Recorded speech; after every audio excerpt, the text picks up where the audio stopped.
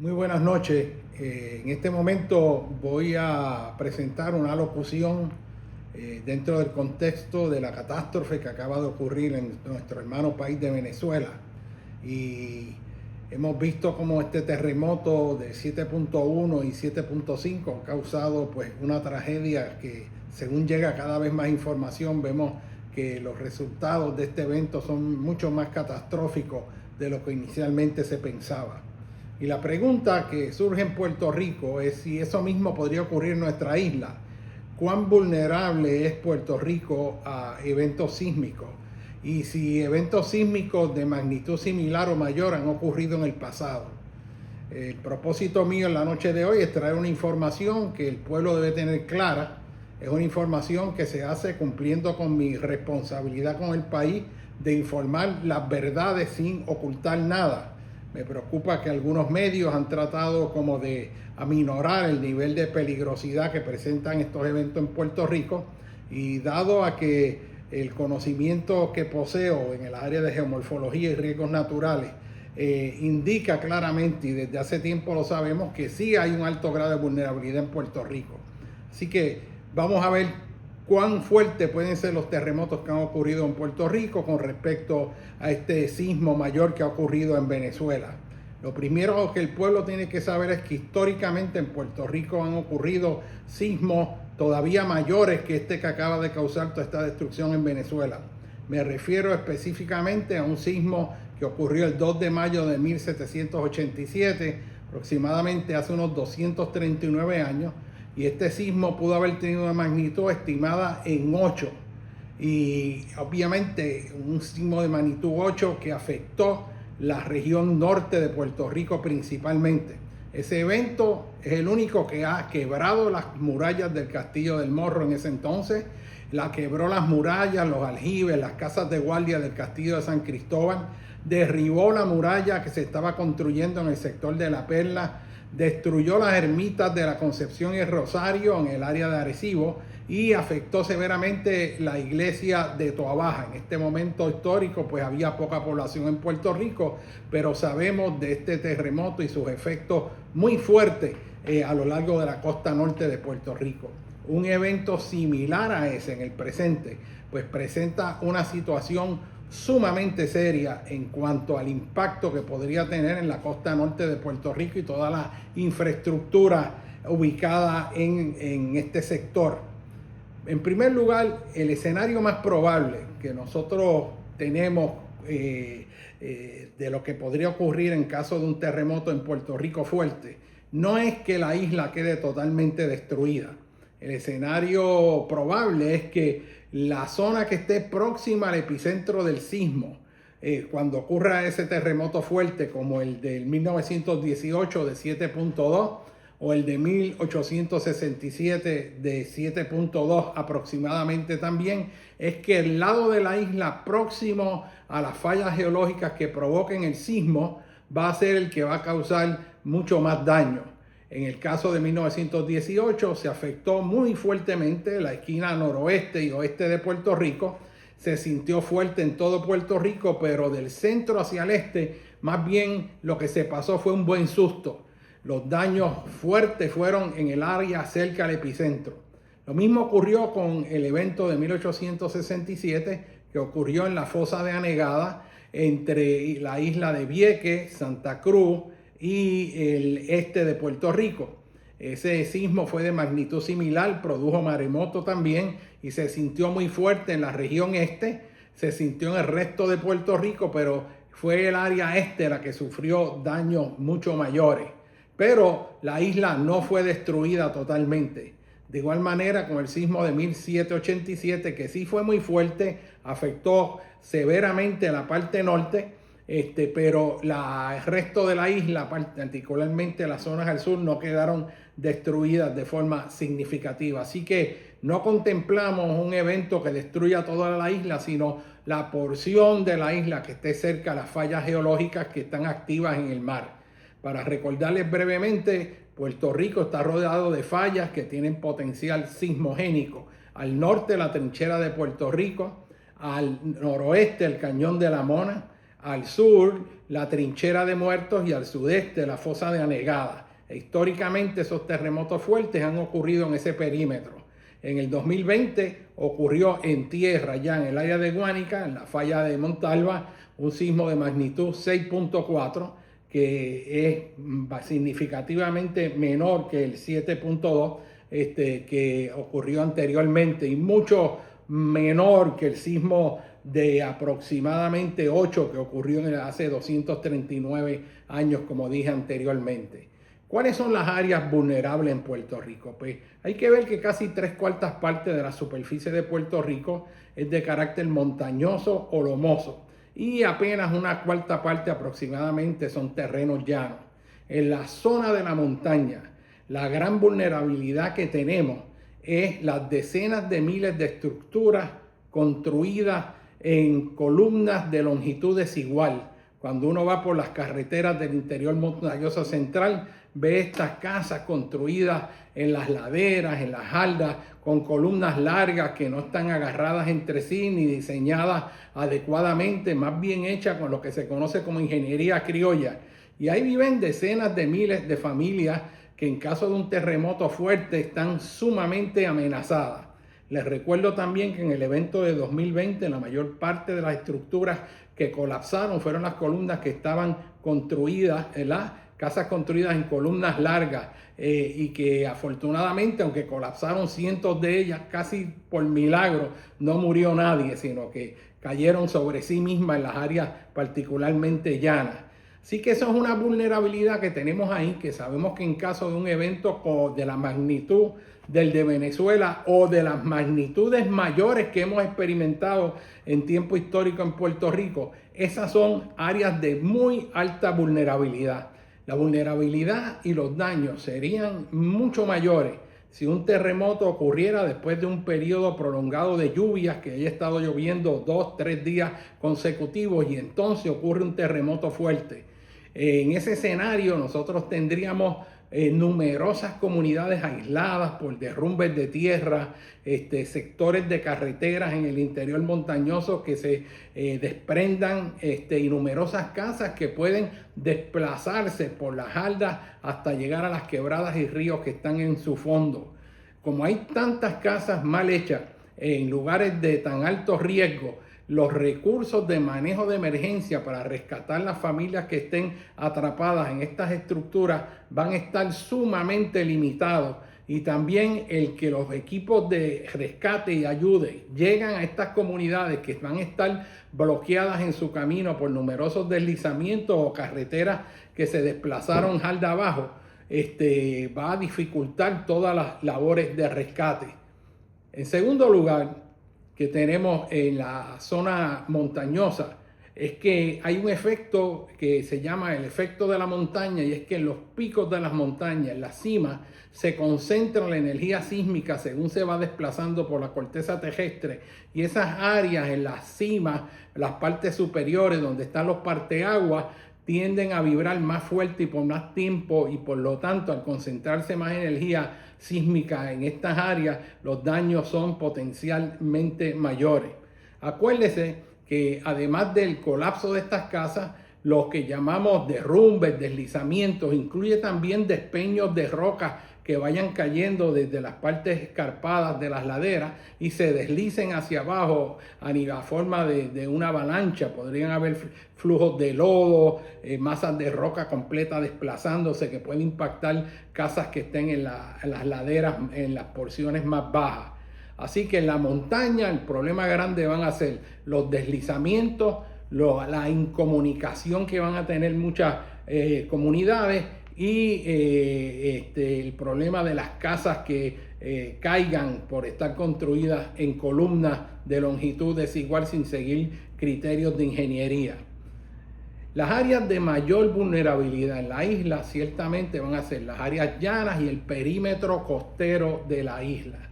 En primer lugar, donde están los valles aluviales de los ríos, valles aluviales de Río Grande de Manatí, de Arecibo, los llanos costeros, tanto en el norte, que se extiende desde Arecibo hasta Fajardo, y en el llano costero del sur, que se extiende desde Patillas de forma irregular hacia el oeste a llegar al área de Cabo Rojo. Todas esas zonas llanas de materiales aluviales tienden en caso de terremoto a vibrar más fuerte y por más tiempo por la naturaleza de sus materiales geológicos. Y eso es un factor incremental en la vulnerabilidad. En las áreas costeras donde hay mucha arena y hayan casas o edificaciones construidas en ellos, si la energía sísmica es lo suficientemente fuerte, puede causar un fenómeno que se llama licuación. Y esto lo que significa de forma clara es que el terreno se puede licuar, volver algo así como si fuera arena movediza, y las casas y las estructuras podrían asentarse diferencialmente o podrían inclinarse totalmente y caer sobre el terreno.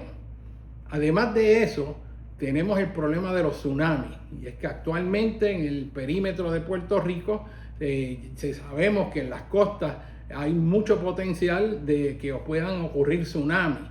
La red sísmica junto con el programa Tsunami Ready han hecho unos mapas que demarcan las zonas que son susceptibles al peor escenario de tsunami, y se han desarrollado guías para que la población se mueva hacia lugares seguros. Uno de los problemas que tenemos ahora es que, a pesar de haber mapas que identifican las zonas susceptibles a estos maremotos, la Junta de Planificación, NIOPE, utiliza esos mapas en torno a las regulaciones necesarias para controlar los permisos que se dan en estas zonas peligrosas. Y al presente eso ni se considera. Eso quiere decir que ellos pueden ubicar una escuela nueva elemental en un lugar que esté expuesto a tsunami, o un centro comercial, o un lugar de trabajo, sin considerar el riesgo que presentan estos tsunamis. Y esto es algo que aumenta la vulnerabilidad de nuestra isla. También otro fenómeno que podría ocurrir y que es menos probable es que haya ruptura en la superficie de la Tierra por las fallas geológicas. Y es que la mayor parte de los sismos ocurre dentro de la corteza terrestre, pero no afloran a la superficie a lo largo de fallas que muestren un desplazamiento lateral. Por ejemplo, en los sismos que hubo en Guánica a fines del 2019 y el principio de 2020, no hubo rupturas en el terreno, aunque hubo mucha actividad sísmica bien cerca de la superficie. Si hubiera estos desgarres y desplazamientos de estas fallas en la superficie, pues vivir en esa zona que tengan ese potencial es de alta vulnerabilidad. Se han identificado en Puerto Rico fallas que podrían tener ese potencial, pero esto no se utiliza como criterio para ubicar proyectos por OSPE ni por la Junta de Planificación.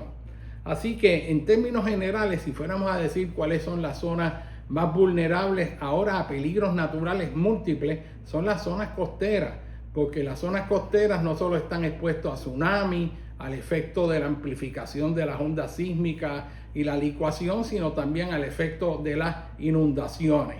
¿En qué lugares hay alto riesgo en caso de terremoto? Pues generalmente los lugares que son rellenos artificiales o rellenos naturales. ¿Dónde están ubicados estas zonas? Pues mire, un ejemplo claro de eso es el perímetro de la bahía de San Juan, la parte sur de la isleta de San Juan, a lo largo de la zona de la Puntilla hasta a lo largo del Caño San Antonio. Esa es una zona que es de relleno, y construcciones en esa zona van a vibrar más fuerte y por más tiempo. De hecho, el lugar donde se planea ubicar todo un desarrollo turístico, el Hard Rock Café y todas esas son áreas que tienen factores agravantes. Más aún, factores agravantes que debemos evitar y no lo estamos haciendo es lugares de relleno artificial como Isla Grande, donde no solo se está desarrollando infraestructura recreativa en esa zona, sino que se está planeando desarrollar edificios de apartamentos y complejos de vivienda, aún a sabiendas de que son lugares de alto riesgo y que hay factores agravantes en caso de terremoto. Y la política inteligente de planificación es el no construir en zonas de alto riesgo. La ingeniería puede trabajar haciendo que un lugar de alto riesgo tenga menos riesgo, pero lo preferible siempre es ubicar en terrenos firmes y seguros, y eso no lo estamos haciendo en Puerto Rico. El borde del Caño Martín Peña, el borde de la Laguna San José, zonas como el Caño Tiburones, zonas como Cabo Caribe en Vega Baja, todos los lugares que son terrenos anegados, terrenos que han sido lentamente rellenados por procesos geológicos en los últimos 18.000 años, son lugares que tienen este potencial. Una planificación inteligente del país para reducir riesgos de este tipo es no meter más infraestructura en zonas que sabemos que hay efectos agravantes. Una de las razones por las cuales en Caracas ha habido mucho daño, además del tipo de construcción, es el suelo donde se construyó, porque donde usted construye hace una gran diferencia en cuanto a su exposición a los niveles relativos a los efectos que pueden tener los terremotos. Así que una planificación inteligente en Puerto Rico es salirnos de esas zonas de alto riesgo. Otra vulnerabilidad que a mí me preocupa, además de las casas que están en columnas largas de longitud desigual, la construcción en terrenos blandos de relleno artificial y natural, que sabemos cuando hay terremotos vibran más fuerte y por más tiempo. Otra es que hay una infraestructura que ha estado envejeciendo. Todos estos edificios que se construyeron a partir del 1940, 50, 60, todos estos condominios a lo largo de la zona metropolitana frente al Océano Atlántico, muchos de esos condominios ya tienen más de 50, 60 años. Algunos han sufrido los efectos de la corrosión por efecto del salitre, el mar atacando el hormigón, penetrando hacia las varillas, pudriendo las varillas y debilitando la estructura en sí misma. O sea, una estructura envejecida que no tiene la fortaleza estructural que tuvo cuando se construyó. Y en segundo lugar, otro factor agravante con esta infraestructura que es altamente vulnerable es que cuando se construyó en el 60 o en el 70, antes de los 80, cumplió con los requisitos que se creían eran necesarios para garantizar una sismoresistencia adecuada. Pero hoy que se sabe más, no se construiría de la forma en que se construyó hace 40, 50 años atrás. Y como se sabe más hoy, se sabe que lo que en un momento se hizo creyendo que estaba bien, en realidad no estaba tan bien como se había pensado, porque ciertamente la ingeniería y la ciencia va avanzando y descubre cosas que no sabía. Eso lo que significa para nosotros es que gran parte de la infraestructura no cumpliría con los requisitos que tendría que cumplir si se hiciera nueva ahora mismo, porque ahora se sabe más. Por lo tanto, no es suficiente en que los códigos se pongan al día, porque el poner los códigos de construcción al día, de acuerdo a los requisitos de la ciencia, de la ingeniería, lo que hace es que nos protege a base de lo que sabemos para todas las estructuras que se hagan de ahora en adelante, pero la mayor parte de toda la infraestructura ya se hizo. En Puerto Rico, la gente que vive en los condominios y en muchas estructuras no sabe si su estructura aguantaría un terremoto fuerte. Y estoy hablando, en el peor escenario, un terremoto como el que ocurrió hace más de 200 años. Sepan ustedes que hay sismos, y sabemos que en Puerto Rico ocurren sismos pequeños varias veces al día. Pero los sismos grandes pueden tener recurrencias de 50, 100, 200, 300 años. Los grandes que nos pueden afectar no ocurren cada década ni cada 20 o 30 años, sino que hay periodos de tiempo mayor. No sabemos cuándo va a volver a recurrir un sismo como el que ocurrió hace más de 200 años, pero podría ser ahora mismo, o podría ser de aquí a 10 años o 15 años o más. No se puede predecir cuándo va a ocurrir un sismo, pero precisamente porque no sabemos es que tenemos que tomar las medidas para mitigar el impacto que puede tener un terremoto. Así que sabemos que la isla actualmente es altamente vulnerable, y eso nos trae a una pregunta que le hacen mucho a los oficiales de gobierno y que se le ha hecho a través de las décadas, es si Puerto Rico está preparado para un terremoto.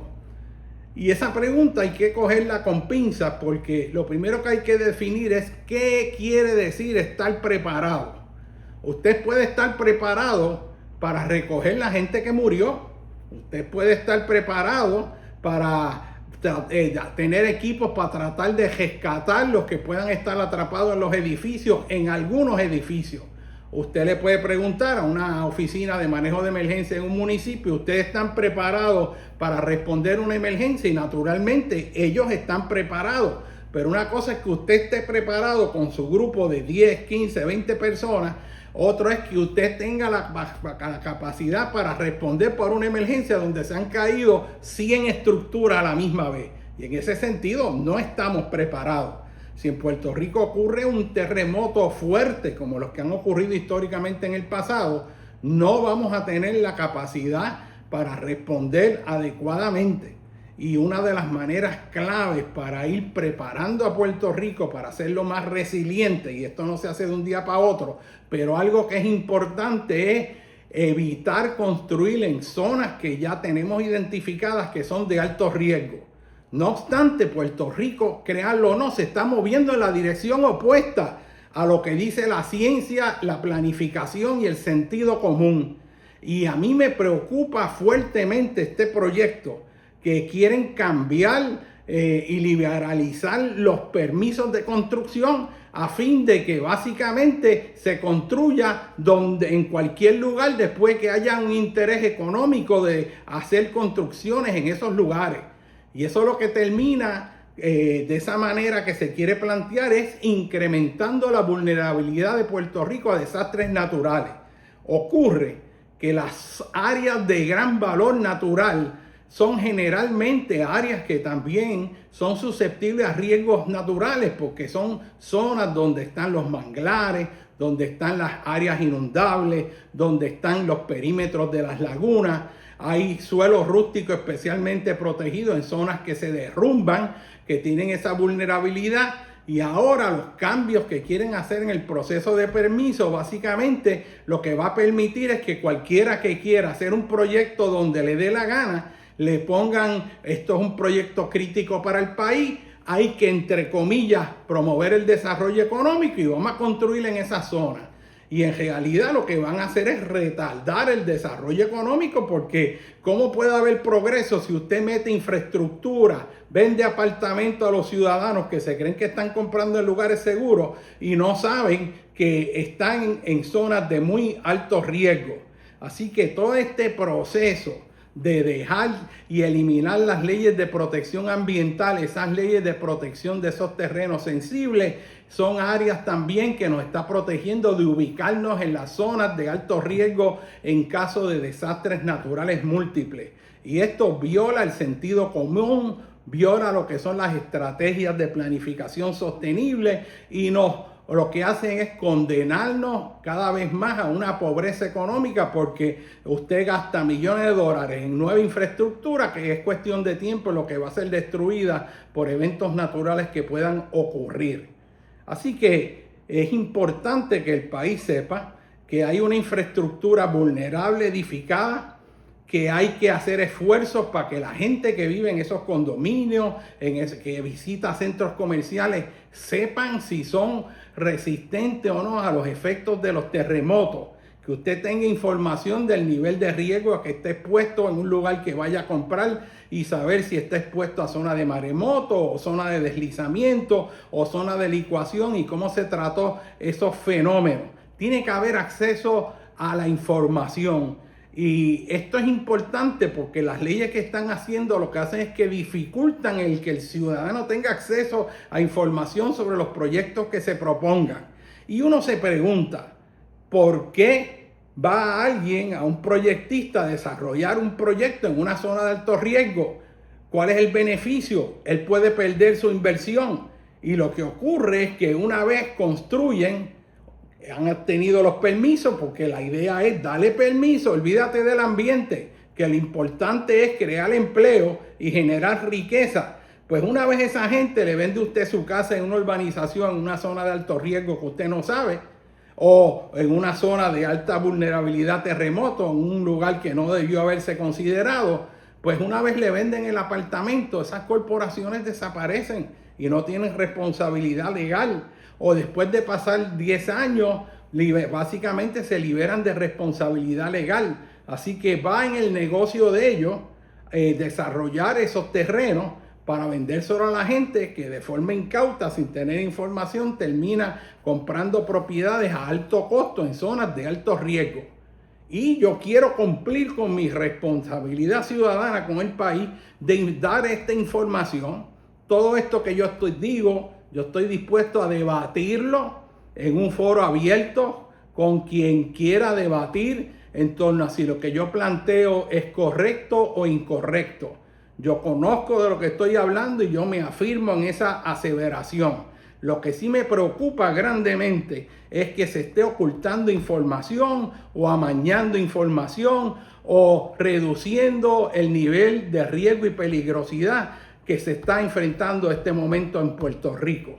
Esta es una presentación de una serie de presentaciones que voy a estar usando para ilustrar al país sobre los riesgos y cómo mitigar y prepararse en caso de un desastre. Y es importante que el gobierno sepa que las acciones que están tomando en este momento van en contra de tener un país sostenible y un país que pueda resistir los efectos de un terremoto fuerte sin que haya una catástrofe. Los que trabajemos en esto y los científicos expertos en mitigación sabemos que los desastres son básicamente creados por los humanos, por ubicarnos en los lugares de alto riesgo, y nosotros en Puerto Rico tenemos el conocimiento para ser un país bien planificado en donde puedan ocurrir terremotos, inundaciones, huracanes y que los daños sean mínimos.